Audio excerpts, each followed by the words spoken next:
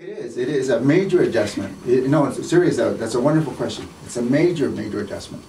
Here I am, a farm worker, picking grapes.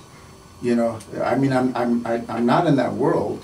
My parents don't speak English. My parents, and so all of a sudden, I'm taken from my culture, from my world, and I'm over in this world.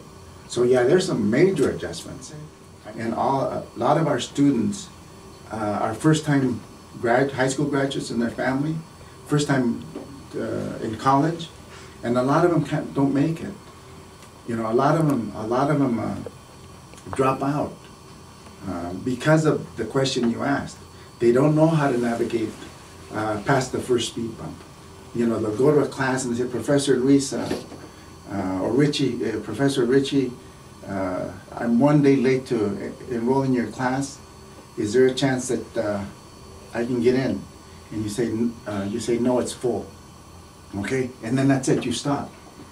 Instead of coming back the next day, Professor Richie, I'd like to assign my name to see if anybody drops from your class. If you could add me to that. All of these little things, are part of the game that has to be played and has to be learned. And we didn't know that.